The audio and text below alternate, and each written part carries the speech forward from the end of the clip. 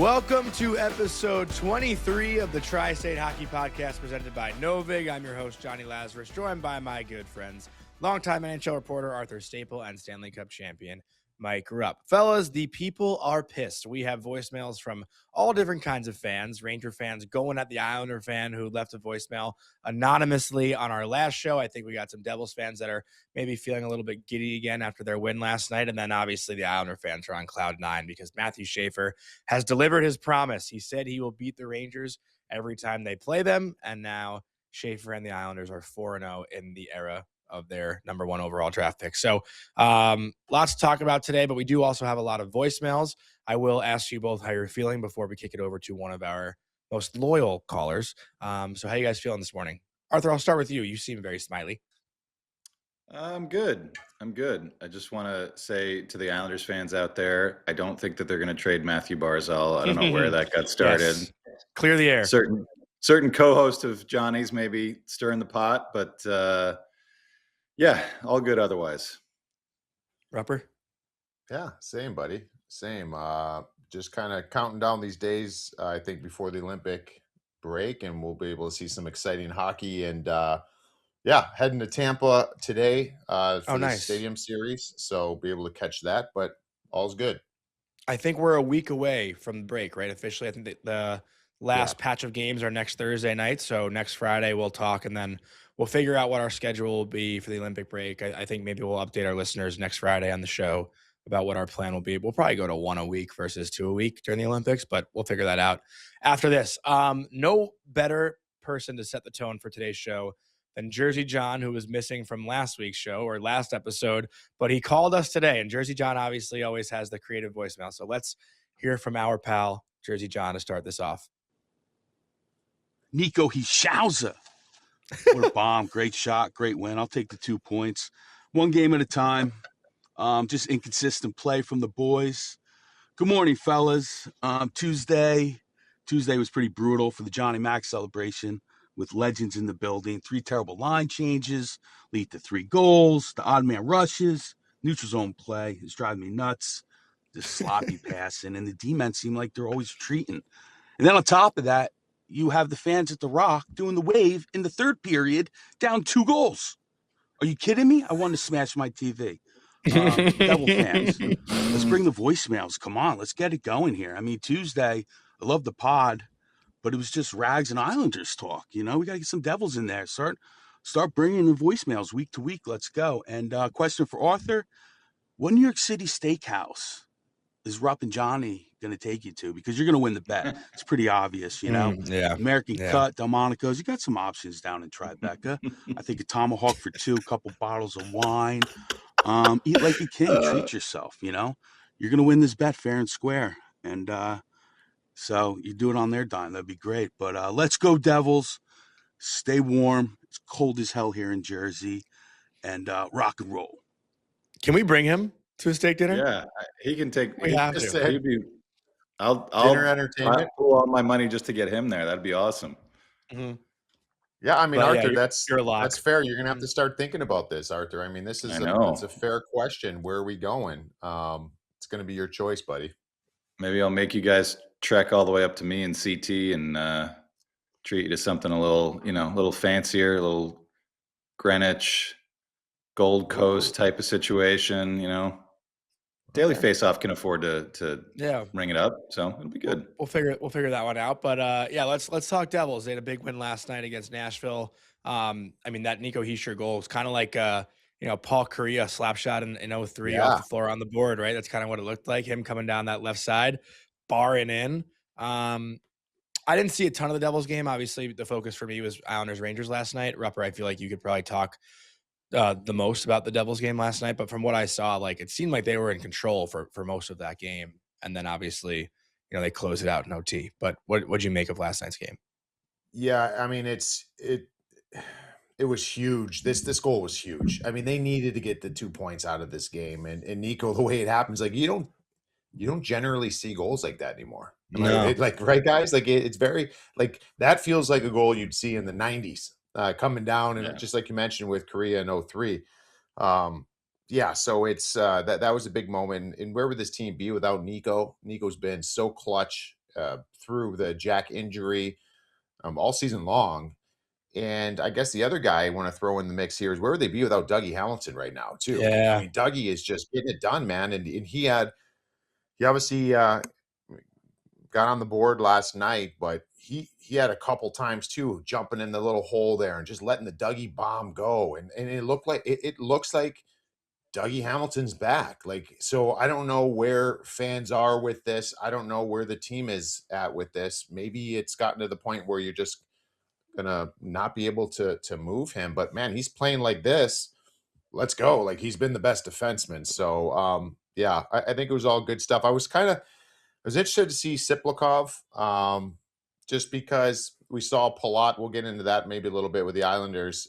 Just Palat gets thrusted. I love when coaches, every single trade that happens, I think that no matter who you are as a player, you should be thrown into a place a little higher, a little more responsibility. I think you have to smoke that stuff out and see where everybody kind of falls in and give guys an opportunity to succeed. And, Patty Waugh did that with Ondrej Palat. Well, you had Sheldon Keefe starting the game with Siplikov on line 2 and going with Grisiuk and Nico. Jeez. I think it was Nico and Grisiuk and him to start the game, but it didn't last that long. He ends up getting 8 minutes over the course of the game. And I think it's just going to be, it's only one game. We'll see where it goes with Siplikov, but he's going to have to figure out what he needs to do to get minutes as a depth piece. And then hopefully he can show what he's capable of doing at different times. But, it's tough. They started him there, but I didn't see too much. And let me ask you, Rupper, is Dougie Hamilton playing this good a bad thing? Because it seemed like they were so sure that they wanted to move on from him. Now, does the conversation go back to Nemitz, right? Like, is it like, which guy do you move on from? You know what I mean? It seemed like everyone was so sure.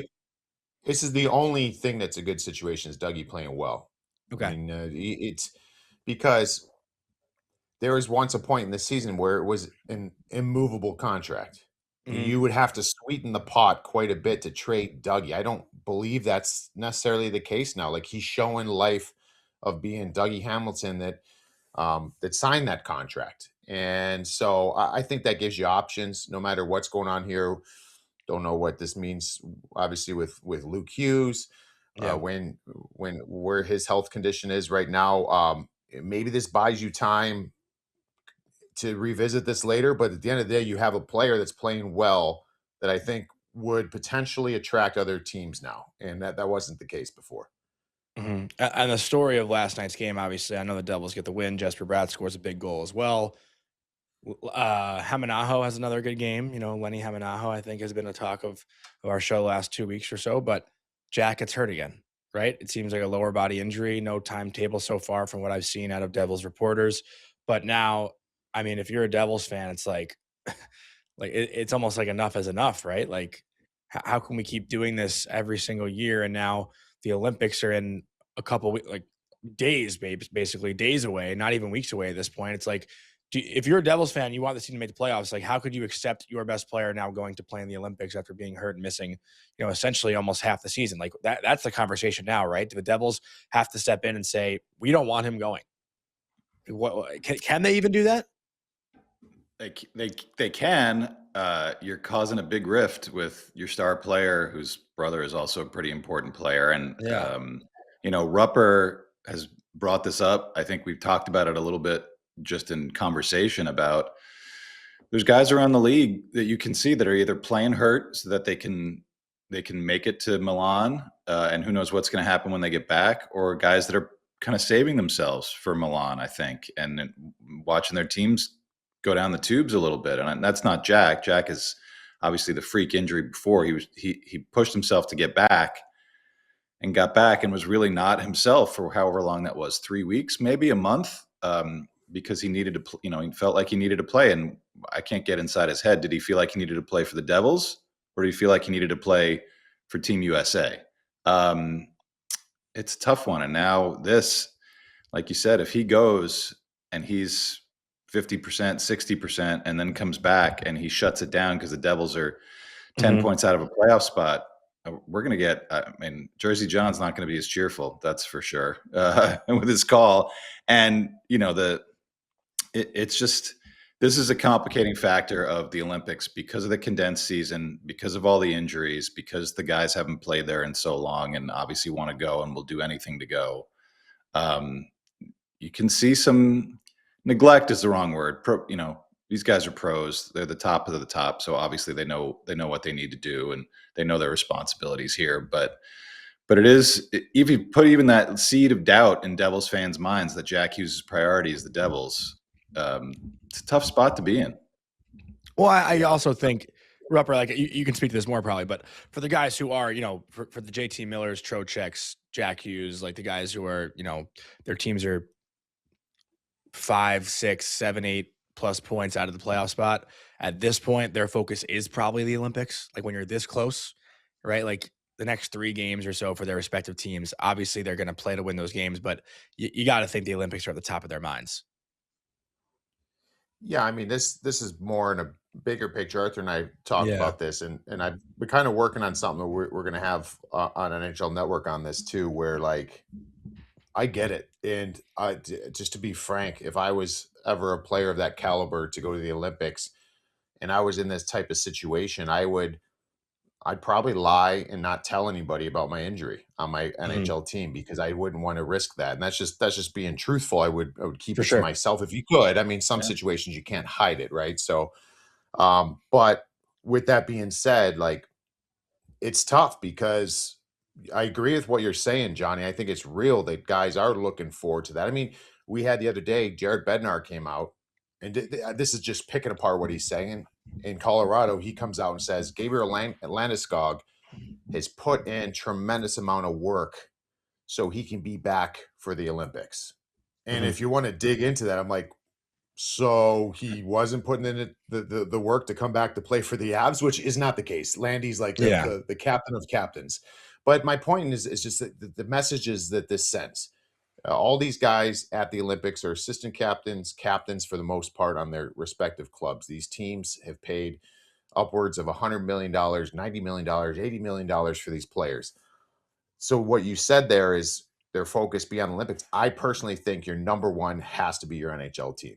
You have the franchise that's giving you the financials. You've gotten players that you are leading, that are sacrificing every day with you, and that team needs to be their priority, let alone what that means for revenue, for making the playoffs and the fan bases and all that stuff. I mean, you can go across the league in this. So I don't know where this goes with Jack. I will say this though, like I hope it's just a simple thing that's just needs a little bit of maintenance and he could be fine. I hope it's a non-factor. I really do, because this team's in a dangerous spot right now where they're at. I mean, they're chasing the Islanders and the Penguins. Like that's closer to them than the wild card right now. And so like those are your teams, but you're still how many points is that? Is that 7 points, 6 points? They are 65, 7. So you got 7 points. Like it's doable.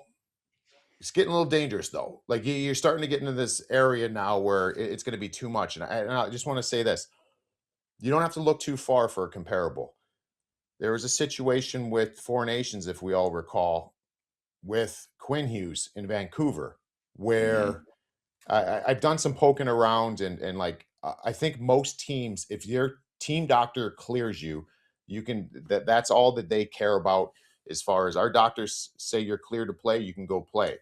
And remember, Quinn was trying to they're trying to get Quinn Hughes to the Olympics to Four Nations, and he was not cleared by the Vancouver doctors, and it became a little bit of a thing. So it's a tough spot. I don't envy these GMs across the league. I mean, Willie Nylander's another situation in Toronto. I mean, there's a bunch of them. So I hope this is a non-factor, but yeah, I makes me nervous that this team without Jack Hughes, period, but let alone a hobbling Jack Hughes going to the Olympics when we know that we need to go on a run post-Olympics to make the playoffs.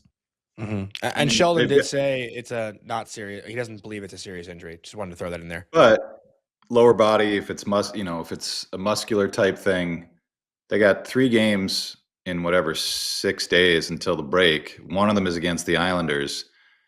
that kind of injury, even a nothing injury is day to day, could be a week for sure. Mhm. And especially with a guy like that you want to be healthy. So if he sits out these 3 games, they're all Eastern Conference opponents. One is the team that you absolutely have to catch. And then he goes to Milan, which is, he's earned the right. He's a star player and would be an important part of Team USA.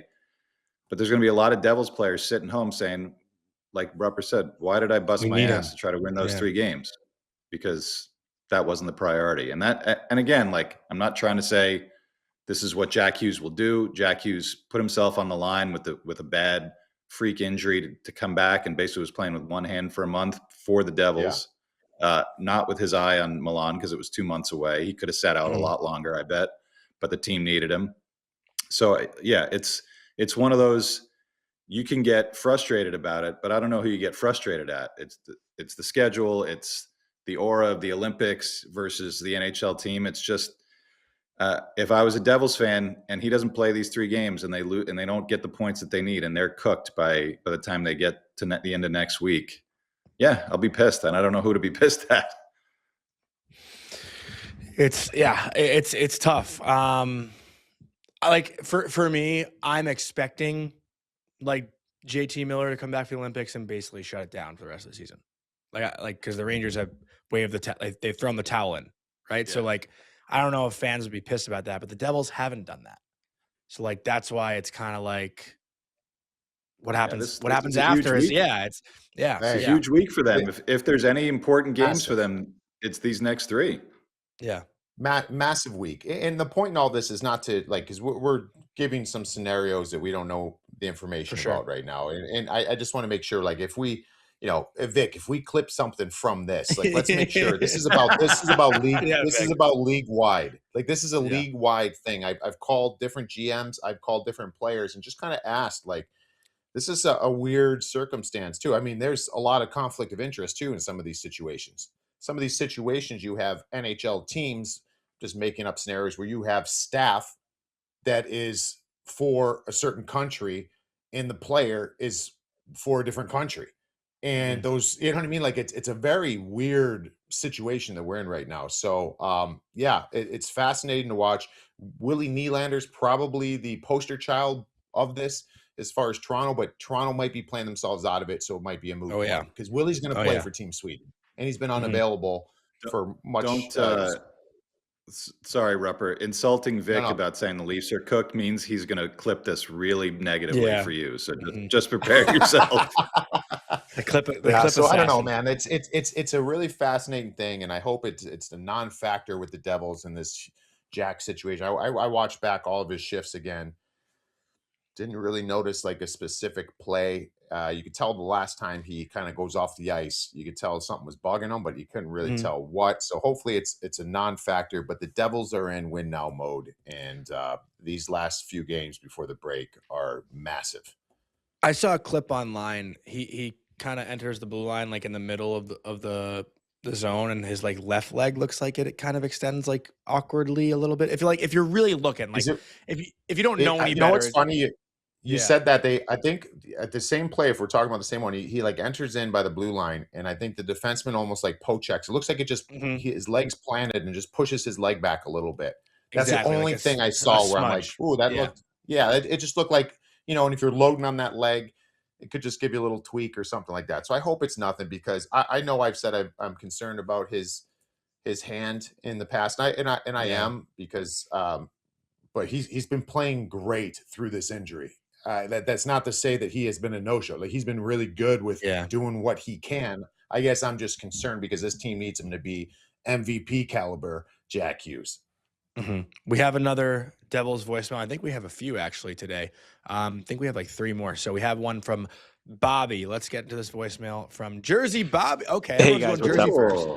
From Jersey's perspective on the Palat deal, it had to happen. We knew for so long that his production was nowhere near equaling what his cap hit was and what the constraints on the cap were. So a welcome outcome, a needed outcome for all parties. I think it's a good job by Fitz to get 0 retention. So we'll see. And maybe Siplikov benefits from a change of scenery coming back the other way. I'm not holding my breath, but I'm open to it. After Fitz came out at his press conference and basically admitted that the Quinn drama had, to some extent, a negative vibe on the room, you needed some kind of shakeup. And I hope that there could be at least one more deal coming, whether that's Dougie, whether that's someone else. I just think that this team needs a shakeup, not necessarily a tear down, but just a little something different. I think has become glaringly apparent this season. As far as the rest of the year goes, they haven't made playoffs in consecutive seasons in 15 years. And for so many reasons, they just have to find a way to make it this year. I think third in the Metro is going to be easier to catch than the wild cards because the Atlantic just looks like it's better than the Metro. So we'll see. Stuart Skinner reserves the right to implode as a goaltender at any point. So maybe Pittsburgh falls off. Maybe the Magic runs out with the Islanders post the Olympic break. You never know. But they got starting with Nashville tonight, they got a 30-game sprint, and they need every point that they can get. So I'm still hoping. Really good voicemail. I think kind of goes in tune with everything we've been saying about the Devils on this show, right? Like you both have said it, they need a shakeup. This is a start, and I don't think we've recorded since the Palat trade, have we? No, we haven't. So I know, Arthur, you and I have talked about it. Rupper, I haven't had a chance to talk about it with you, but like it seemed like a win for both sides, right? Like the Islanders get to replace Palmieri and Romanov on the back end. They get their third round pick back that they traded for Soucy, and they get the 6th round pick too. And like they get quote unquote deeper. What was the word we used, Arthur? I don't know if deeper was the word, but it's just that he's another pro. He's another guy. Yeah. Like it's not an insult to say that. They do have a lot of that kind of player, that 30-something guy. His pedigree is a lot better, I think, than some of the other Islanders. But still, I think they've kind of stocked themselves with a couple more players who can just pull on the rope. They're not difference makers necessarily. Mm-hmm. And my initial reaction to the trade was a little bit negative. I've watched Palat play a lot this year. But I think some things that flipped was talking to a couple people in the league, and also just seeing what the Devils said that night, because he was traded during that game where they honored Johnny Mac. Mm-hmm. Seeing what Nico said about, this is a guy I've leaned on a lot as far as leadership goes. He's incredible in the room. He's not a super rah-rah guy, but he says what needs to be said, and he knows what needs to be done, and how important that is. It always doesn't seem as important with a team that's not having a ton of success, but it is important. And I think what he said himself the morning before the Ranger game, where he said, I was bad, like a guy with his stature, he could say, yeah, fresh start, you just use the platitudes. But he said, I was bad. I wasn't good in New Jersey. I own it. And this is a chance for me. And I think when you have a guy who is basically Mr. Irrelevant, basically the last pick of the draft in his draft year, and is sitting there. Was he last? He wasn't last, 7th rounder, but he was pretty far down. And he's top 70 all time in league history in playoff goals. Like, it's a guy who knows how to dig deep and when it's time to raise your game.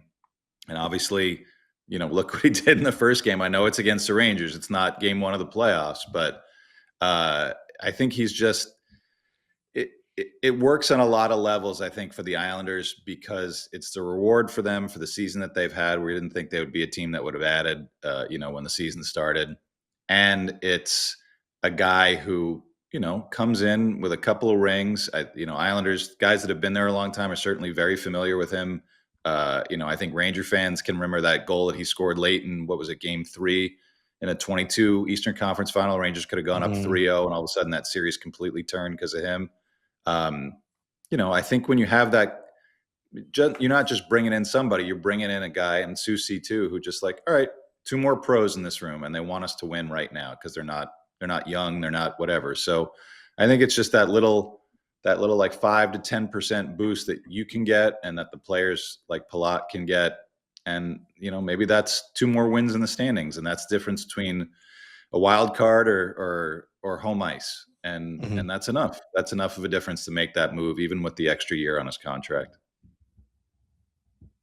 Yeah, no, it was, I thought that the biggest thing that went against him with the Devils is the Devils' top 6 is built to play a certain way. with speed, a little north-south. Like they do some east-west. Jack likes his east-west plays, but they're a different team that I don't think feeds what he's doing. And now some people say, well, why did they go and give him that contract then? Why? No, at that time, like they needed a player with that pedigree, with that experience. I mean, you think back, man, I mean, I remember being done playing and doing this was 2015. I was covering the finals that year. That was Tampa, Chicago. Do we remember that one of the best lines in hockey that year was Kucherov? It was the triplets. It was Kucherov, Palat, and what's his name? Tyler Johnson, right? Tyler Johnson. Yes. Yeah.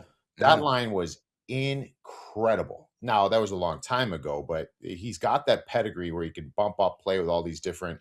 He could legitimately play lines 1 through 4. Now, do you want Ondrej Palat playing on line 1?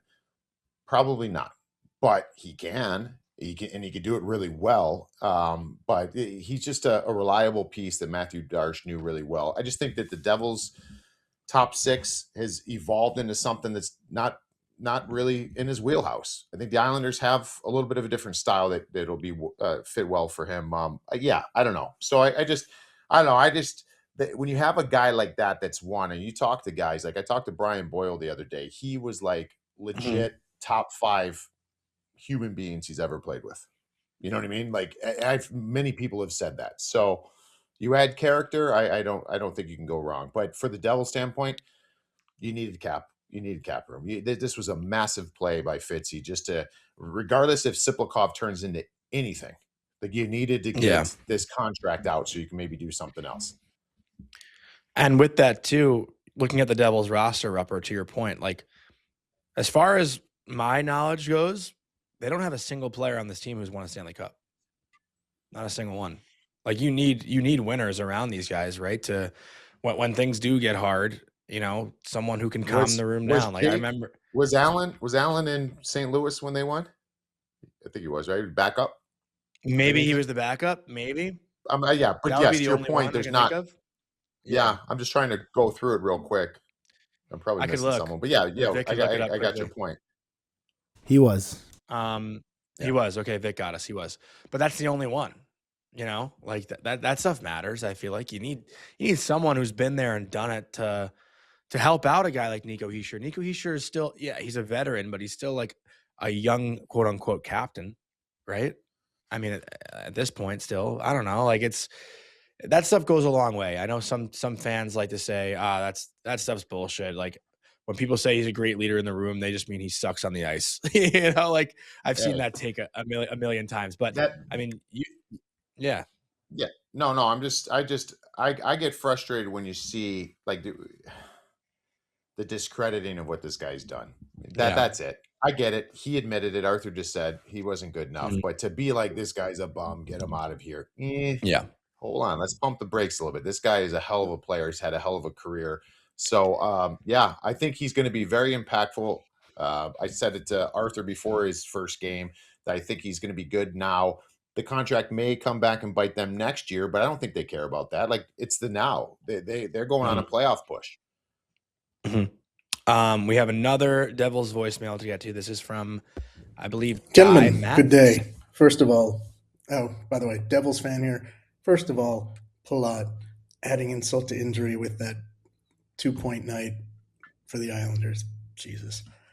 Anywho, I want to ask you about the Devils goaltending, but going back a couple of years when the goaltenders were much maligned and everyone was blaming the goaltenders for the terrible season the Devils were having. It seemed like it was really mostly a very young defensive core just learning how to play defense. Thoughts? Thanks.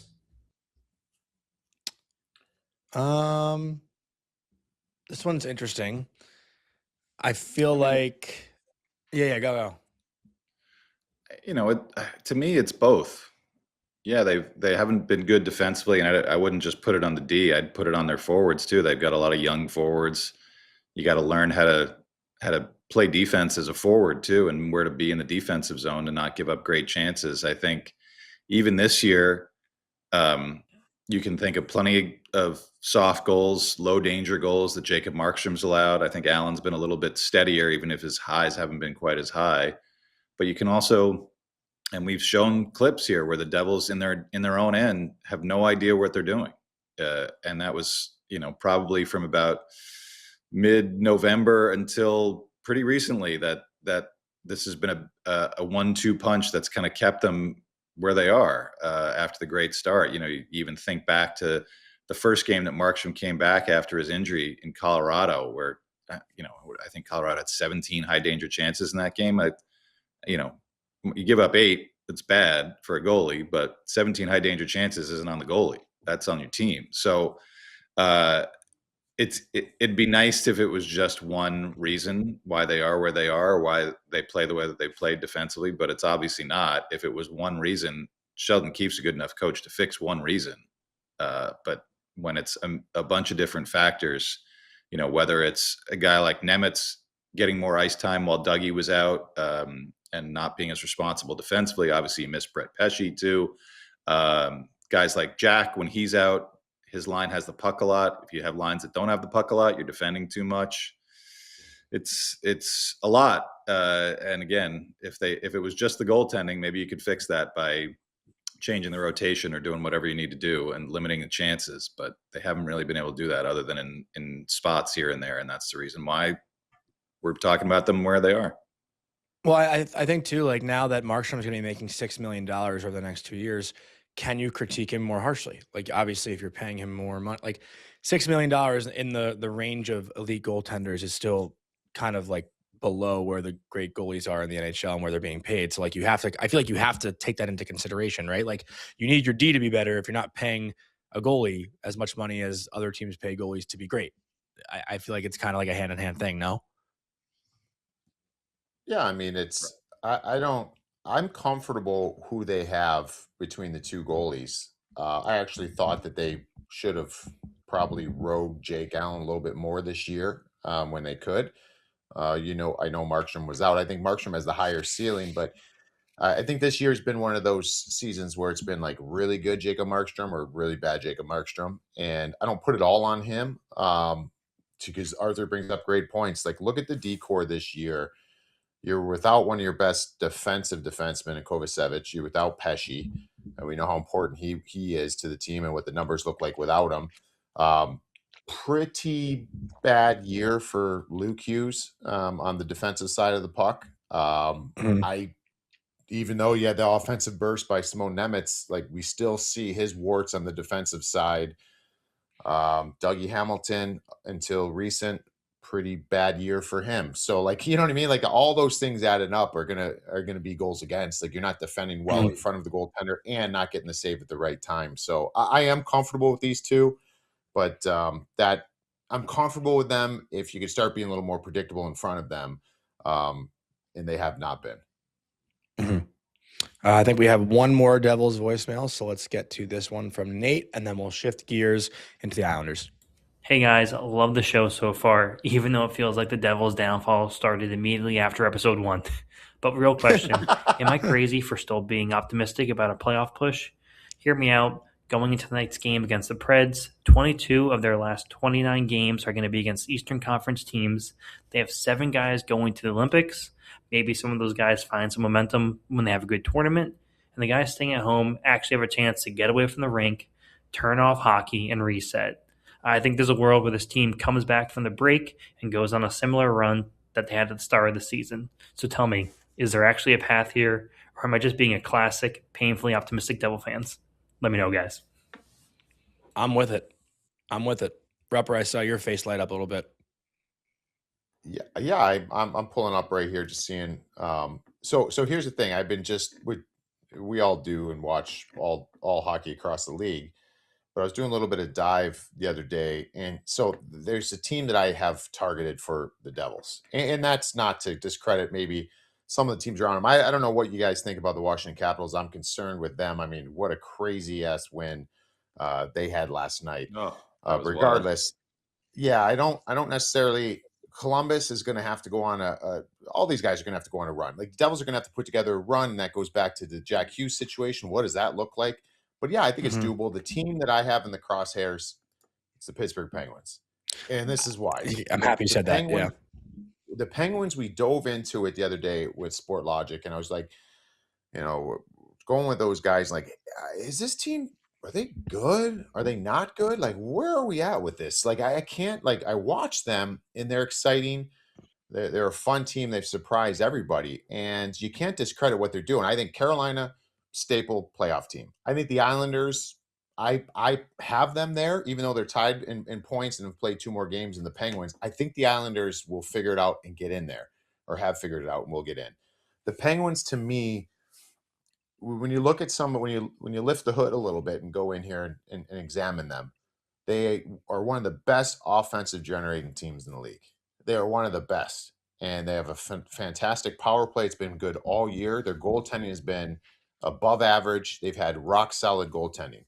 After that, not good numbers defensively. Like, so if you get a little cold spell, you stop scoring a little bit, or if Arthur Shelov's or Stu Skinner, who's been incredible, he's been so good. Yeah, he's been so good. But if that just comes down like a little bit, I think this team is going to go on a dip. I think the Penguins have a dip in them. And the only way you could take advantage of that is if you're cruising and you're going on a bit of a run. So that, to me, is the team to chase. If the Devils get in, I think it's because the Penguins would have to be coming out. Can I just say, though, with Stuart Skinner's numbers, like, for people who haven't like really been following, since Christmas, 7-1-0, .934 save percentage, 1.63 goals against average. Like, that is insane. Yeah. Like, he's and they give up some bad looks. They give up some bad looks, so he's been really, really good. Okay, so I don't want to do this right now, but can we have the conversation later in the show about if this is a really bad look for like Mike Sullivan coming to New York and they fall to the bottom of the league, and Dan Muse goes to Pittsburgh, and now the Penguins are, pushing for the playoffs? Like, that's got to be a conversation that we can have on the show. But I want to save it because I do want to go into the Islanders. I don't want to go off on a tangent on the Rangers right now. The Islanders are going to give us way more to talk about than the Rangers will, but maybe that'll be a topic that we can start with. So I know we do have some Islanders voicemails, Vic. So let's kick it off with CJ, and then we'll get into our loyal Chris from Hicksville voicemail. Hey, this is CJ from North Carolina, originally from Long Island, big Islander fan. I have a couple of questions. One on the Islanders.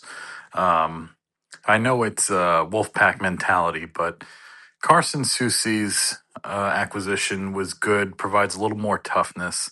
Do you see them getting any tougher before the deadline? And also, who would be, in your opinion, one of the main goal-scoring additions to the Islanders lineup before the deadline? Separately, I do have a question for Rupper. Watching you play has been interesting to say the least, because I'm an Islanders fan and you didn't sign with us. I was a little curious. I know there was contract disputes, but I was really curious to understand a little more about that. Was that just the Milbury era and we just chalk it up to that, or was there something more behind it? I would have loved to see you play in an Islander uniform. Thanks a lot. All right. I'll answer your career interesting, Rupper. I like it. Yeah. We can't answer that for you. I didn't know where he's going to go with that. So to go back to that with the Islanders, obviously Mike Milbury's the GM. I get drafted higher than I was supposed to. I was rated like a middle to late first round. I go 9th overall. It surprised me, but they went out and took a step out for me. That was incredible to have a team believe in you like that. So anyways, but I was a raw talent. I mean, I was a year removed from playing high school hockey in Cleveland, Ohio. So it was a project. So I knew it was going to be, you get 2 years after you're drafted to sign with the team. And we were at the deadline of that. We knew it was going to go to that. And my agent said that the Islanders made an offer, and kind of said to me at the time, my dad and I said, the agent came and said, if you sign that, like this isn't good enough. Like if you sign this, it'll be the lowest, basically the lowest entry contract for a top 10 pick ever. So I'm like, so I shouldn't sign it. So I'm like, I shouldn't. I shouldn't do this. So basically, we just like, all right, well, yeah, it's it's not good enough. So they went back to Millbury, and this is when I say in the 11th hour, like this is legitimately at midnight is the deadline, and this is like 8 p.m. And so the callback, the way it was passed down to me was that my agent just said, if that's all you're willing to offer Mike, be prepared to let him go back in the draft. And Millbury had some choice words, hung up the phone, and then my agent got back to us. And as we're getting closer in the last little bit, I just started talking to my dad, and I was like, I just want an opportunity to play, so I don't care at this point. Like let's go. So I wanted to kind of get the conversations going again. And Millbury, from what I was told, Millbury would not receive the phone calls. So he didn't pick up the phone leading into midnight. And so I went to bed that night, woke up in the morning. I'm like, what's next? And I had about 3 weeks till the next draft, and I got drafted in the 3rd round by the Devils. Wow. That is a wild story. Yeah. Like that'll never happen again, right? Like in today's era, like that's never happening again. Probably not, but yeah. What'll never happen is that'll happen, and then 2 years after that, you're skating around the ice with a Stanley Cup. Winning a cup. Yeah. What a comeback story.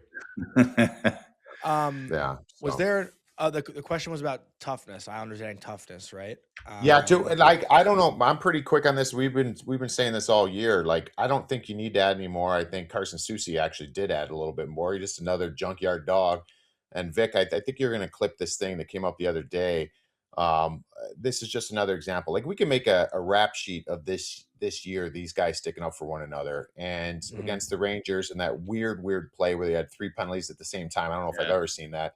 Matt Rempe honestly, I didn't really think it was even that bad of a hit by Remps there. So, but Rempe finishes the hit there, and I think it was on Gatcombe, and the way everyone reacted is the way they've reacted every day this season. And this one's a little bit different for me because, in my opinion, Matt Rempe can have his way with any single player on the New York Islanders.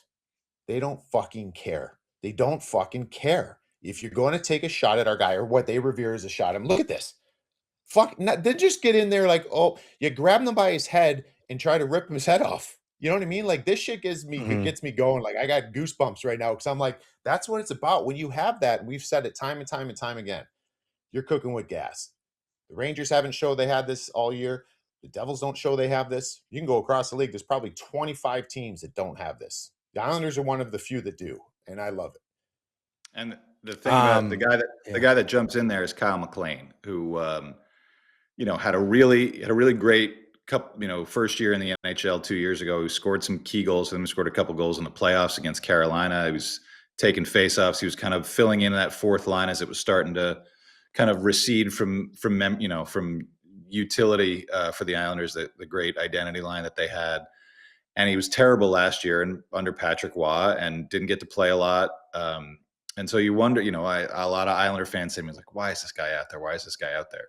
That clip I should just be able to send it to every Islander fan and say, that's why he's out there. That's why you don't have to worry about going to get Nick Delorier or Ryan Reeves to fight people who go and hit Matthew Schaefer.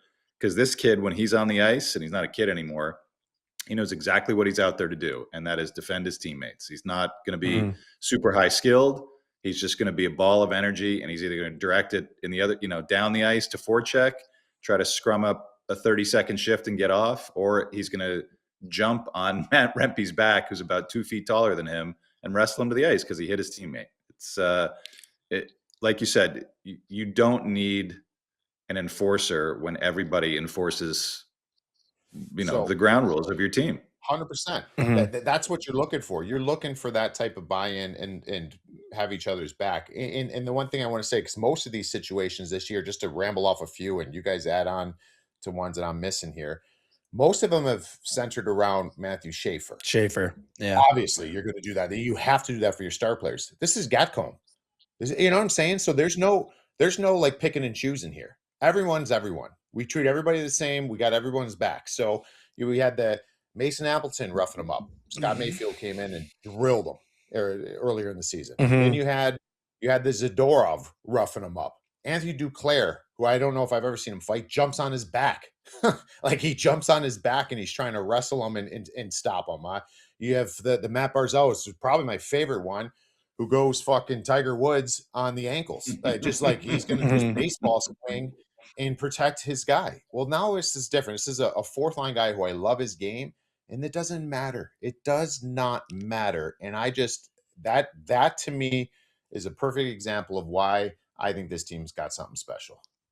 Okay, look but on let your me face, Johnny, knowing that the Rangers do not do this. That's all I can see. No, it's not even that. It's not even that. Is it more that this was Gatcomb, or is it more that this was Rempe? If Johnny Brodzinski throws that hit, you think they're going in there like that? Yes. Well, hold on though. But to go against what you're saying, like I think it's the opposite. If Rempe does it, it's like you're standing around like, there's a whistle here. Like, no, because he'll kill you. But but he'll kill. He'll like you going in there. Kyle McLean. But going it was like there, 3-on-1. That's Kyle McLean didn't know that.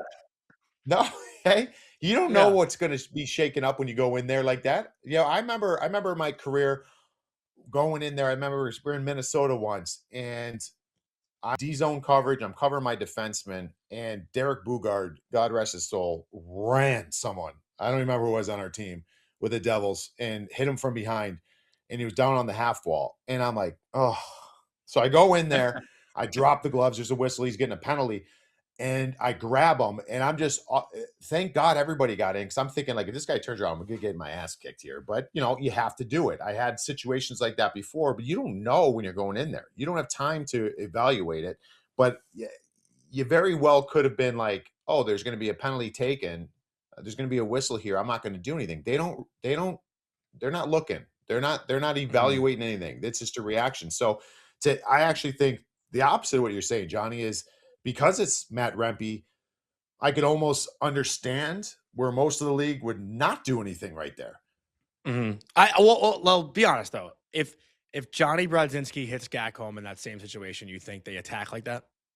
Yeah. Well, first of all, I don't think the hit was that bad. So that's what I'm saying. It wasn't bad. It's because it was Rempe. Yeah. Yes. Okay. Yeah, because he's fucking 7 feet tall, and you know what his history is. That maybe you think it's dirtier than it is. No, that part I would agree with you on. Yeah, that's what I'm saying. But at the end of the day, Arthur said it perfectly. Kyle McLean has no idea how that's going to go in that situation. Mm-hmm. Maybe he does. Maybe he knows that he's going to have everybody else in there. But it was impressive. Yeah, I'm not trying to take away any credit of the Islanders. I've been praising them all year, just like you guys have with this stuff. But like, I see that situation and I'm like, it's because 73 threw the hit. That's why they're going. You know what I mean? I mean, it was also the end of a shift where there were a couple other penalties, and it was getting a little tense too. So I think if anybody throws that hit in that situation where it's a 6-on-5 and you've already got both referees' hands up, maybe you do it to Johnny Brodzinski, but I think you still give him credit for that. And I'm only using Johnny as the example because I think Johnny was like, Panarin got scratched and Johnny was like the late at. Like I love Johnny Brodzinski more than almost any player on the Rangers. Like he's my favorite guy to talk to. I don't want to like throw shade at Johnny Brodzinski, but let's get into our next voicemail. Hi guys, Chris from Hicksville. Love the our show. Guy.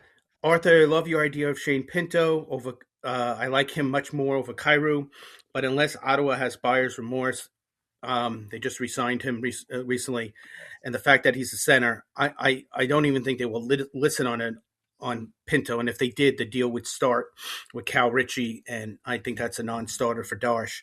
Kyrou makes me a little bit nervous from the standpoint of why is he having such a bad year?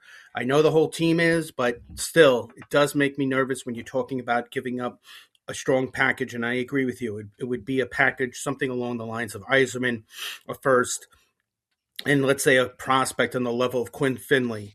Different opinions on Yzerman. Scott Wheeler of The Athletic and Russ Cohen of Sportsology are really high on him, whereas Corey Pronman of the Athletic is not. In fact, Corey Pronman regards Danny Nelson and Prokhorov, who was the Islanders' second-round pick, the Russian big winger, as a much better prospect than Yzerman. So, I understand the goal scorers don't come up so often, very little. So when there's a chance to get one, I know maybe Jason Robertson could become available in June, but that's a maybe, and there's a lot of maybes to that. So, anyway, should they pull the trigger in Cairo? That's my question. Thanks, guys. Thank you, NL King. Legend. Yeah, that's a good one. Covering some Islanders prospect talk too for everybody out there. I like it. I think the situation with Yzerman is when you get a new GM in who didn't bring in these prospects, like you're evaluating them with a fresh set of eyes, and it's been bad luck, I think, for Yzerman to have the season that he's had too. Now with Matthew Darche and Ryan Bonus at the top of the food chain in the Islanders front office. BU's not having a great year. Yzerman was hurt. He's been back. I think there's been some difficulty from Jay Pandolfo with his whole team, not just with Cole Yzerman, generating scoring chances, defending. These are things that were questions about Cole Yzerman. Was he just kind of a one-dimensional guy when he was picked? Is he just a goal scorer and not really a well-rounded enough player? And now you get into a situation with him where if they're evaluating him and they're seeing him have this season, at the end of the season, your second year after you're drafted, obviously you want to be able to push to turn pro because you can and can go to the AHL. But if they say, yeah, we need you to take one more year in college, then you've got maybe a conflict because that's not what the player wants. So, I think I threw his name out there because he'd still be very attractive as a trade piece. He's still a B plus prospect for sure for a lot of teams. You couple that with a late first, the Colorado first that they got in the Brock Nelson trade, and you've got something. You could get a scoring winger. I don't know if you could get Jordan Kyrou with that exact package. It probably has to be a little bit better. And there's also the factor that Doug Armstrong's been talking about blowing up the Blues core for about a decade now, and it hasn't happened yet. So I'm curious to see. I've heard Jordan Binnington's name out there. Obviously, the Islanders don't need him, but I don't know that they're gonna start a real teardown and have it go with Kyrou. So Pinto's name, obviously, Johnny, you know him well from playing alongside him as a kid. That's just a guy who I've noticed. Ottawa's obviously having a down year. You'd love to bring a Long Island kid home and have him play here. Matt Coronado is probably not a guy that Calgary's given up on either, but you'd love to have him too. So there's just not a lot of candidates for a trade. I think that's why the Islanders have called the Rangers on Artemi Panarin, because there's one scoring winger that we know is available right now, and it's that guy, and 90% of the league is called on him. So I don't think that's going to happen either with the Islanders, but you gotta be in there swinging. So I thought you kiboshed that earlier this year when I mentioned that to you. Who, me? Yeah, I mentioned Panarin. Like, I feel like back in November, even would the Islanders have interest in him, knowing the history from 7 years ago when he was this close to signing there, and maybe he could just bolster them for another couple years. I mean, I think the problem is that like we were talking about on Morning Cuppa, is that you've got the extension teams basket and you've got the rental basket. The Islanders are not doing a deal with that like that for a rental. They're not giving up a top prospect and a top pick to rent a guy for 2 months. They're not that close, and they're not in that kind of situation. Would he extend with the Islanders? I don't think so. That's just my read on it. So. Think about it too, Arthur. Like, if there's one prospect that the Rangers could be sold on, wouldn't it be a kid at Boston University? That's a good point. Yeah, that's a good point. That probably also means they've seen a lot of him too, so maybe they know they have a pretty deep folder on him. But I just don't. It was nice to hear Matthew Darche say when he was talking to reporters after the Palat trade that he's willing to trade that pick, that Colorado first. He's not done. If he can improve the team, and I would imagine that a scoring winger who's young and cost controlled is probably their goal. It's also the goal of a dozen other teams to make that trade. So, they could surprise us, but I feel like this is much more of a long shot and maybe not a thing that's going to happen in the next week before the freeze. Doesn't seem like Tuck's leaving Buffalo now either, huh? Not if he's talking Stanley Cup like he was last night. That extension's coming. Yeah, that extension's coming in the next few days for sure. We got nothing to talk about this summer. That's blank check time. Yep. I'm a big Shane Pinto guy. We never really Yeah, me discussed too. He's Shane the best. Pinto. He's the best. I've loved his game. That if they could ever swing that, I mean, geez, any team. I don't know. I don't think Ottawa's going to be chomping at the bit to get rid of Shane Pinto anytime soon. But if that's one, Would that they you could take wrestle Pajot free, back? that'd be. It's an unrestricted free agent. No, they wouldn't.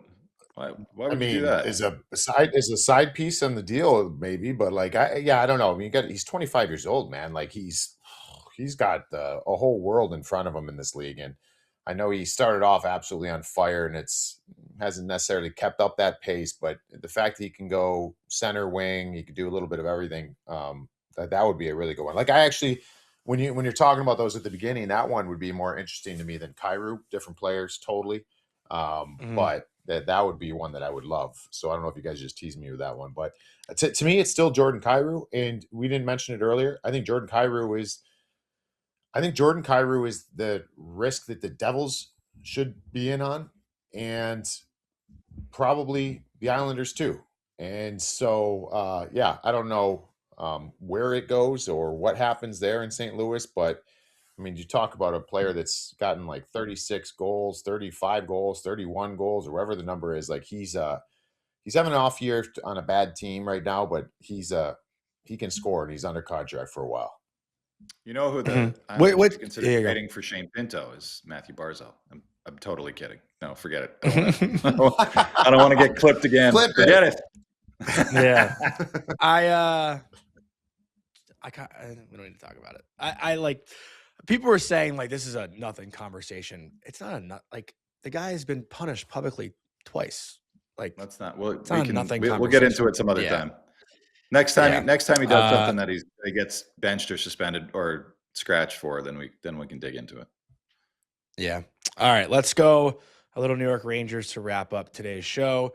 We do have some angry callers, I think it sounds like, this morning. So, Vic, why don't you cue up some of the Ranger voicemails that we got here from Jay. Hey, guys. Thanks for having me on the show again. This is Jay, big Ranger fan, and would like to respond to that Alma fan the other day who was basically saying that that Ranger fans are, I guess, privileged or whatever he was trying to say. The Almas last year were not the worst team in the league, not the third or fifth or seventh worst. They were the 10th worst, and somehow jumped up to number one to get Schaefer. So, yeah, I understand the Rangers won the lottery back in 2020, but give me a break. And, I mean, we have, obviously, most of us haven't been around that long, but we have one cup in 86 years and counting. We are far from privileged. I would say that we are the worst, or not the worst, but the most cursed team in New York. And I know that might sound crazy to some Jets and Mets fans, but I really believe that. And now watch. The Islanders will make the finals, sweep the Avalanche in 4 games. Each game, the Avalanche will outshoot them 86-2, and each game, the Islanders will win 1-0. So, yeah, Rangers are cursed. I think I Thanks, did guys. say thank you, Jay. I think I did say this year if the Islanders win the cup, I'll get a full sleeve tattoo. So I'm gonna sweat that a little bit. Pinto and Jordan Kyrou right now. Yeah, I'm gonna sweat that a little bit. I will say though, like, one thing about the Rangers also, like, this organization's 100 years old. When you look at some of the records, like Chris Kreider, I'm just looking at it now. I pulled up like their record for regular season goal scorers. We talk about Chris Kreider and even Mika Zibanejad right now. Kreider's the 3rd highest goal scorer in franchise history with 326 goals. Like, you're talking about an original 6 franchise that's been around for 100 years. Like, obviously not taking away like credit from like Rod Gilbert and John Rattel, but like you'd think those numbers are going to be much higher, right? Or like Kreider would be much lower on that list with 326 goals. Like, the Rangers franchise, it definitely has not been up to like the Canadiens, the Red Wings. Like, if you look at just the original 6 franchises and the history and the success and the winning and all these things, like, yeah, like I kind of agree. Like, I mean, I don't have all 6 in front of me, but I would think the Rangers are kind of the lowest out of the original 6 franchise when it comes to records and Hall of Fame players and Stanley Cups and all those things. Yeah, that's fair. I mean, Toronto and them are both very strange to me because being the original 6 and then I just feel like original 6 and then having current players breaking records that aren't, I guess, as high as I thought they'd be for an original 6 team. That it's kind of weird to me. But cursed. Yeah, I don't know. I mean, I love that the fans are going back forth on this though, because I mean that's the whole point. Is like who's suffering more? Like you guys got gifted this, which is a wild take that you got gifted a first overall pick. But yeah, no, it's can we all just say, and Johnny, you're gonna say, oh, that happened 20 some years ago. Like the Devils don't get enough respect for the 3 cups though. Like let's be honest. For a team that came in the 80s that has the 3 cups in the when you're talking through a stretch of time and the relevancy of the New Jersey Devils, it's crazy to me the lack of respect that they get in this area. Well, I'll actually fire back, and this is gonna be good. So, like growing up for me, Rupper, the rivalry was not Rangers Islanders; it was Rangers Devils. Like it was 2008 playoffs, 2012 playoffs. Now fast forward a bunch of years later, 2023 playoffs, but like 2006 playoffs. I grew up and it was Rangers Devils.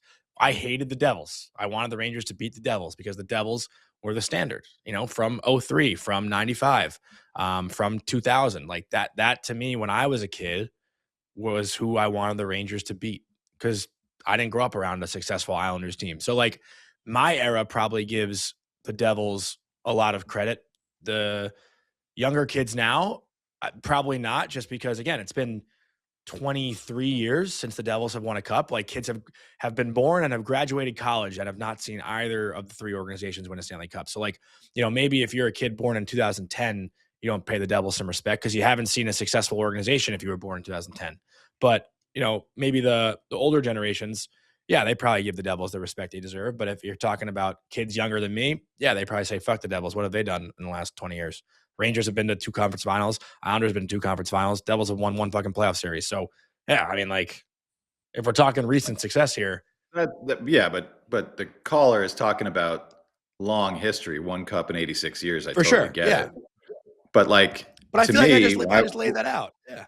I know. When I was just starting out as a sports writer, the first playoff series that I ever covered was 94 Eastern Conference Final, and was one of the greatest playoff series of all time. And the Rangers win the Stanley Cup, and I doing whatever else I'm doing in my career, and then turn around the lockout season, and who wins the Stanley? Their first Stanley Cup the next year. The Devils finally break through, and it was like, I think there's the thing that will always make Islander fans react the way that our caller did last time is, and it's the same for the Devils fans too. It's the Rangers won.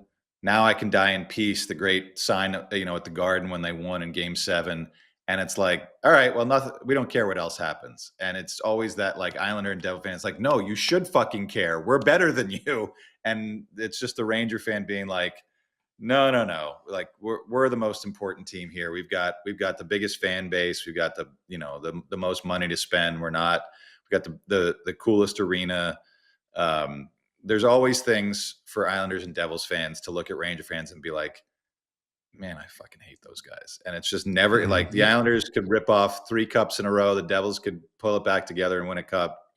And it just won't change. It just won't change. It's kind of really interesting. I know that we're all from different areas here, and you guys have lived in this region longer than me. Although like when I played for the Rangers and Devils more than the Rangers, I've been in New Jersey. I mean, when I was with the Rangers, I was up in Bergen County, and so I was living up in that area. And it's really cool. It's really weird, educational to learn the fan bases. And like I've always had fun with it when you're talking other sports in this area too, football, baseball, who's fans of what. And you always have that fun game of like, if you're a fan of the Mets, I can predict your hockey team and your, basketball team as well. Jets, Islanders. Yeah. So like, that's always been something to kind of learn, but I'll tell you this much. And I think this is where it comes in to play. I just said the Devils should get more respect for what they've done, even though it's been 23 years. They were the model franchise for 10 years. And they're right there with like the Detroit, Colorado, whatever. There's a few others. Anyways, but with that being said, the Rangers don't need to give them that love and respect, the Ranger fans, because they're fucking everywhere. Like this area, like when I was in Bergen County playing for the Rangers, like you're 35 minutes, 40 minutes from the Prudential Center or wherever. Ranger fans, all in Bergen County. Very rarely, like if I had to in a for my kids going to school with, like if I had to put a ratio on it, it'd be like 4-1 Rangers to Devils fans. And then so now I live in Central Jersey, all Ranger fans. Barely know any Devils fans down here. I have a few. Jersey John's my boy. He's a diehard, obviously, but like there's some Devils. It's all Ranger fans. Like so, that's where this area gets fun for me, and that's not even bringing the Islanders into the equation, is because you don't get the respect because Ranger fans are fucking everywhere, and that it's a great fan base. That's part of the reason why when I was a free agent and I came from Pittsburgh and was playing against that Ranger team, I was like, I like this team where it's going under Torts. And I was like, this team's they got an opportunity to do something. I remember thinking to myself, man, because I used to always see, and I still see it today, like the way that Gravy and the way that these guys that have won a cup are treated in New York still. I'm like, that's the spot stateside. Toronto is in Canada. And for me, it's the New York Rangers. Like you win there, you are a legend forever. I'm like, that's the place I want to win, but it's just very fun hearing all these different stories and learning kind of the fan bases, how they're interweaved in this region. Well, I actually want to. Okay, so we got to talk about what Matthew Schaefer said last night. Our fans are louder, right? I mean, I wasn't at the Garden or I guess the Garden was last night. But I heard through the TV like a loud "Let's go Islanders" chant at MSG, and you don't often hear that. Oh, you do. I disagree. You've heard it a lot this year. No, I think even in the shittier Islander years, the mid 2010s, when they were going through their arena nonsense, leaving the Coliseum, going to Brooklyn, going back to the Coliseum, UBS, whatever, there's a large contingent of Islander fans that Penn Station is the easiest place for them to get to. So it was loud, though. It was loud, Arthur. It was well, loud. I mean, that's because the Rangers fans have been real quiet because they've got nothing to cheer for at home this year. So, this is a good timing. This is good timing for the Islander fans to get loud. But I feel like the last 15 years of being at the Garden for Islander Ranger games, no matter where they are in the standings, just like there is, at Islander games where it's the Collie or UBS, there's always going to be Ranger fans that like going to those games. There's always going to be Islander fans that love going to the Garden and getting loud and shouting down the Pot Van Sucks whistle or whatever they do. And, I think this year is a kind of unique one because you're going in there, not just after the Rangers have surrendered on the season, but they've traded a guy, and that guy scores the first goal of the game last night for the crazy Islanders after, what a bad goal it was too. So, I think it was kind of a confluence of events that probably a lot more Islander fans than usual, because there were a lot of Ranger fans that didn't want to go to that game, and Islander fans feeling good about their team and the Ranger fans not feeling good about their team, and it being a real dud of a game for the first 30 minutes or so. And so I'd love to, I never covered in that 94, that first round was Rangers Islanders, even though it was one of the incredible mismatches in the history of the region in terms of playoffs. I didn't cover any of those series. So I've never covered or been to an Islander Ranger playoff game. And that's, that's the dream. Then I think we'd see who wants to show up, who wants to be loud, and everybody can, Matthew Schaefer is a young guy. I like the enthusiasm. I like the candor that he's speaking with, but let's wait to see. Both teams are competitive, which is obviously what we'd love to see. And then we'll see who's loudest. Rupper, you wanted us to pump the brakes earlier this year, didn't you, on Schaefer? Now he's got more goals than Bobby Orr as an 18-year-old. What do we think? No. I said pump the brakes on the Kill McCarr comparables. This kid's great. And we said it in our group thread last night. He hits all the marks, man. He knows what to say, says it all at the right time. I mean, if you're a Ranger fan, I think you're parking it for a minute, but you're not forgetting this, and you're waiting for your moment. You're waiting for your moment to get them back. So I mean, it's that time right now, though. So it happened at a time where the Rangers just got the letter. Fan base is not feeling great. You mentioned the guy you just traded scores against you. Like, the sky is falling. Like, it's a bad time right now. I think also the Rangers sweeping the Islanders last year helped the Islanders get Schaefer. Maybe it's coming back in reverse this year. The Islanders sweep the Rangers. Maybe the Rangers will get the number 1 overall pick or something. Who knows? Maybe that's something we can hang our hat on. But we're supposed to be talking about the Rangers right now. So let's get into our next Ranger voicemail. Sam. Hey, Johnny, this is Sam from Cleveland. Also, what's up, Mike? Cleveland native, I see. So Rangers question here. Mainly just kind of want to go in on the Hartford Wolfpack and things that are going on there. I really feel like there's a lot of inconsistencies and there's a lack of communication between kind of what our coaching staff is telling some of our prospects to do um, at the AHL level to try to get them ready to come back to the NHL. The Wolfpack are also absolutely terrible this year. We have all these openings right now for internal promotion, and like none of these guys are ready. So this is just one big organizational failure to me. Curious to see how you would maybe try to fix some of that in the offseason. And then also that Islanders fan the other day that called in first, left a voicemail. That kid can go pound fucking rocks. Fuck you. Your team's irrelevant. That's the shit I'm talking about, Sam. That's the shit I'm talking about. It. Yeah, I like, listen, full transparency. I haven't watched a Hartford Wolfpack game. I don't have time to. The way I keep up with the Hartford Wolfpack is box scores and highlights on Twitter. I've seen that it's a disaster this year. From what I've gathered and from talking to my friends who play in the AHL, like certain organizations have prospects playing in spots that they're going to be when they get called up to the NHL. I don't think every organization is run that way. Typically AHL teams just play the shit out of the first round picks, the second round picks. They want to give them all the ice time in the world because that's how you quote unquote develop young guys. But sometimes that backfires. If you're playing a guy in a top 6 role, giving him first power play minutes, and he's called up to the NHL and he's put on the third line, he's playing 11 minutes a night. It's hard to translate that. So I don't know how you mimic that. One of the best organizations that I've heard that does it a good way is the Hershey Bears. And you've seen, the way the Washington Capitals rebuild has gone, quote unquote rebuild. I don't know if it's like really a rebuild, more of a retool, but they've had the guys like McMichael and Prodas and Marashnichenko. I think that's how you say his name. Some of those players that have come in and like played the role that they were playing in the AHL. Like, and the Hershey Bears have been a very successful AHL organization. Like they prioritize winning, not just developing prospects. If you win down there, it'll translate up in the NHL. And I think, I know in the past years, Rochester was guilty of just feeding guys ice time, not prioritizing winning. I think they've been better in recent years, but the Rochester Americans were not a very good AHL team. Like let's say 4 or 5 years ago, just because they were handing guys ice time. And then they got up to Buffalo and Buffalo wasn't able to win because they weren't winning down there and they didn't have any winners in the lineup. Like, so these things go a long way.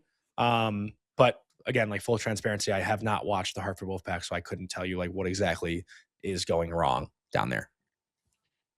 I mean, they're winning at the AHL level doesn't, it can mean stuff. Like you said, Hershey is an incredibly well-run organization, but Syracuse has had some down years, and that doesn't matter. They just funnel guys you've never heard of up to the NHL level for Tampa, and they step in the lineup and look at what Tampa's doing. I mean, that John Cooper could win the Jack Adams because he's that team is being held together with glue and paper clips because you've got 10 guys you never heard of who are filling key roles. But maybe the AHL coach, maybe the development guys, maybe Julien Brisebois. It's a full organizational effort, and that's identifying guys that maybe are undrafted or late in drafts, and like you said, putting them in position to succeed, and also setting a standard. the standard has been set there. We talked about Tyler Johnson. Like Tyler Johnson was an undrafted guy who came up through the ranks, and that's ended up being a hell of an NHL player and a key guy for them in championship years. So I think with Hartford, they've got a couple guys there who have popped in the year plus that they've been pros. I like Dylan Rubrek's game. He's another big dude that they drafted, kind of like Edstrom, but a center, sneaky good scorer, good hands. Gabe Pro certainly proved, even in a season where Hartford wasn't any good, that he didn't belong there, scoring a point a game in whatever 20 games. And they've got Dylan Guerin, and I'm kind of curious. I think that maybe is the guy that's kind of the lightning rod for Ranger fans that do these deep dives. He's a goalie. He had incredible success as an amateur. Been down there now. Horrible preseason. Yeah, I mean, he's gotten called up a couple of times. He's kind of smaller goalie. He's built a little bit more like Igor than like a prototypical big dude. But you'd think that with the season going the way it's going, and certainly with Igor out indefinitely, you'd think that you would see Dylan Guerin get a couple of NHL games, and maybe the hesitation is that this NHL Rangers lineup isn't going to do a young goalie any favors. But they've got a couple guys, but I think it also highlights that they don't have enough guys. That's why they've raised the white flag. You need more guys. This prospect pool is really, really thin. So you look at the scoring leaders for Hartford, and it's a lot of longtime AHL guys. Derek Pouliot, Trey Fix-Wolansky, guys that you'd call up in a pinch, but not necessarily guys you'd say, all right, they're the future of the team. So, it reminds me a little bit where the Bridgeport Islanders were the last few years under Lou. Like, if you don't have enough prospects, you're not going to have a lot of success, or not even a lot of success, but just not a lot of interest in what happens there organizationally, because the whole point of that league is to develop guys to get them ready. One quick thing, if I may, Rupper, just to add some context here. Like last night watching the game, the Rangers' second power play unit, though, which this is encouraging. Scott Morrow's the quarterback. You got Noah Laba on it, Brennan Othman, Gabe Perreault, and then Will Cooley. Those are five guys who have played in Hartford, right? And four of which played in Hartford over these last two seasons. Cooley obviously, made the Rangers out of camp in 2023-24, but that's something that could be encouraging, right? You got a second unit of all guys who came from the AHL. Brett Berard played last night as well. He's another guy. But, if that's the direction the Rangers are going to head in, like, you're going to give those five guys some runway on the power play, even though the second power play unit probably gets like 30 seconds max. Still somewhat a good sign, right? Ranger fans have been scratching and calling, play the young guys, play the young guys, play the young guys, and now they have no choice but to do so. Yeah, I mean, I think it's very obvious. Arthur said it like that. They realize, and that's why they came out with the letter, and they're doing this retool, wanting to get younger, all those things they said, because it's not there. I think there's two ways of doing it in the American Hockey League, and either way can be successful. The biggest thing is developing, and we've kind of said that there's a little bit of a concern organizationally how that's been done over the years, and as far as the Rangers organization goes. But like, you go back in time and where it's gotten to now, you go up to Grand Rapids is back now. Like, that was a time where that was like one of the model franchises for the Detroit Red Wings. Hershey's probably been the best one in quite some time, more recent. But then you go back in the day where it was, the Devils were known as one of the best developmental organizations. But here's where it's different. The Hershey Bears are great every single year, and they've fed the Washington Capitals, and that's now, back, I think 95 was that one year. I'm pretty sure you got 95 was the Devils Cup, but then I think the River Rats won also in the same year. No way. And that was like the best time. But then when you're talking from the next couple years on, and I came in 2000 to the River Rats, legitimately worst team in the American Hockey League for years and years and years. And when I went there, I remember having a tough time turning pro, and the way that it was, like, Lou was very vocal about, here's our objectives here in the American Hockey League. And like, it was development, it was whatever. Like, the third objective was winning. And it was really hard to, like, as a player, to like understand that, hear that. Yeah. But it worked.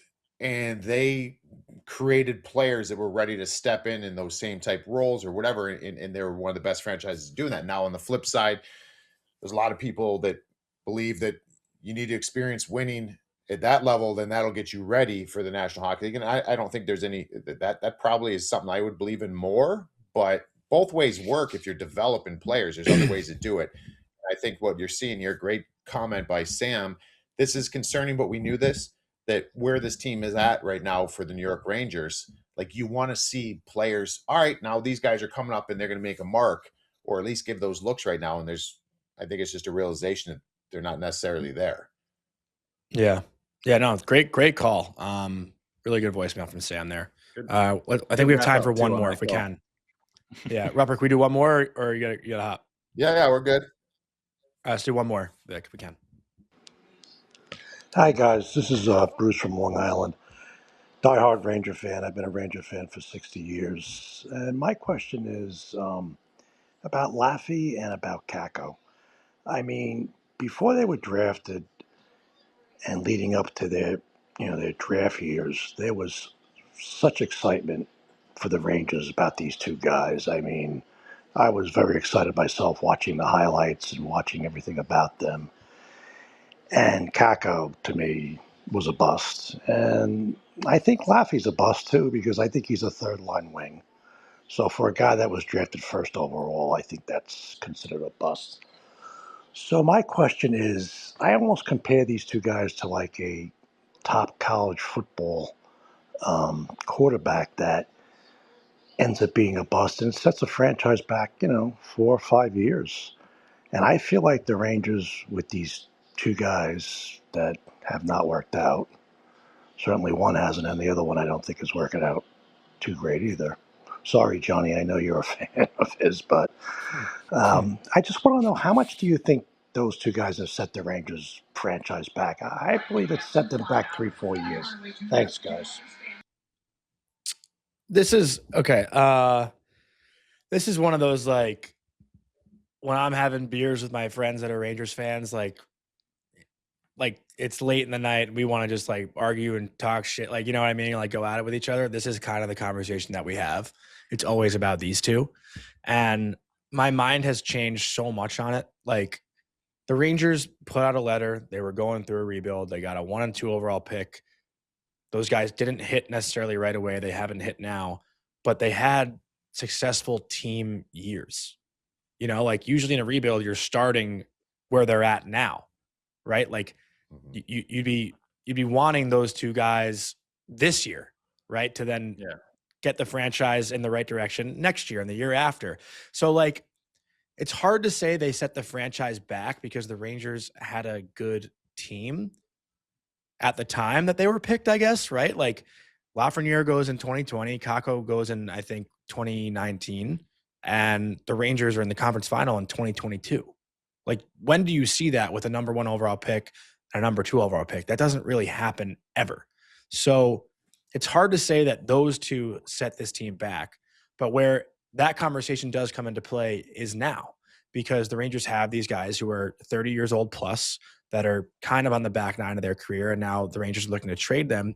And you would want the Lafreniere and Kako to be the guys to take over this organization and be the go-to superstars that can lead the next wave of New York Rangers hockey. That has not been the case. And that is why it's so confusing. But I wouldn't say it set them back just because they had three at least, like 3 really strong years, like where they essentially could have gotten it done, but didn't. They fell short. It's a really it's such a unique conversation for me, and I feel like maybe I'm too close to it. I wonder how like a Dallas Star fan would feel about this conversation, like just a random hockey fan, who is on the outside looking in versus so deep with it. Like, what do you guys think? Because I feel like I'm making sense, but I don't know. It's such a confusing conversation because it's so rare that you get such a big miss on a 1 and 2. And I wouldn't consider them bust just because they are serviceable NHL players. They're not out of the league. Like a Kraftsov to me is a bust because he's not even in the NHL. Elias Anderson's a bust. He's not even in the NHL. Like these are the guys that I look at and I'm like, okay, those are huge misses. But Lafreniere and Kakko can at least play meaningful NHL minutes, you know? So I don't call that a bust, but I've talked too much here. I'm curious what you guys think.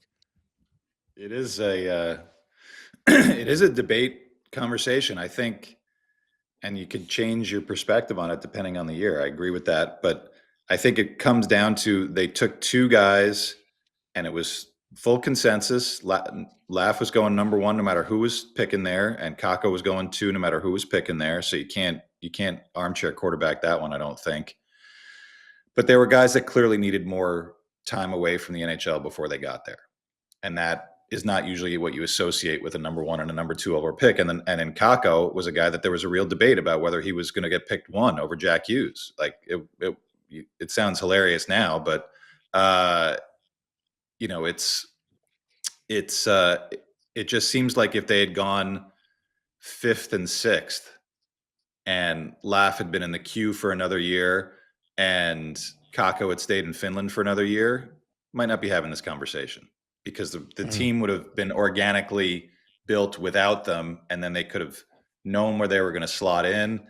You didn't have to force them. And it's not, you know, this is just the way it is. When you're number one overall pick, you go straight to the NHL. It's very rare not to, or almost impossible not to. So just another one of those things where if it was one thing, if it was just these two guys were bust, they just didn't have it, you could say, okay, well, we'll try again. But it's there's so many different things go into it. Rangers development, ability to blend guys into a team that was filled with already, even as young as they tried to get, still filled with veterans when in a short space of time, not in the right roles, not letting Laugh play on the left side in the top 6, not maybe starting Kakko further down the lineup and let him ease into it because he seems like he's much more of a bottom 6 guy. It's just not easy to pinpoint, but I think the Rangers set themselves back with these two guys and with the way that they handled them. That those guys should be carrying the franchise right now. They should have been enjoying the success and been a big part of it when they had it. And now when it's breaking down, that got one of those guys. Both those guys should be on the way to being. One of them should be a captain, you know, in the next couple of years for the Rangers. And you know, obviously, I don't think that's going to happen. So, yeah, it's a great debate. Not great if you're a Ranger fan, but it sure is interesting. That's kind of all we got for time. I don't think we can really dive too deep into it. I'm sure this is going to come up again, right? Like I know we got to wrap this thing up. So I do just want to give a quick word from our sponsor, Novig. As always, our show is presented by Novig, the future of sports betting. On Novig, you play against other real users, not the house, and it's the only commission-free exchange. So you keep every dollar you win. You'll get better odds than traditional sports books, meaning you are 10 times more likely to win in the long run. Choose the best odds or offer your own. Trade Novig coins for fun or Novig cash to win real prizes. Sign up with code DailyFaceoff in all caps. So you have $50 in Novig coins when you spend $5 on your first purchase. Available in most states. You must be 21 or older to play with no purchase necessary. Thank you to all of our callers. Thank you to our producer, Vic. Can't wait to see what clip comes out from this show. Love you both. Have a great weekend, and we will talk on either Monday or Tuesday. We'll figure it out which day we're going to record next week. But love you guys. Be good. Hope you enjoyed that video, and if you want to see some more Tri-State hockey content, don't forget to leave a like and comment on the video below, and also subscribe to the Daily Faceoff YouTube channel.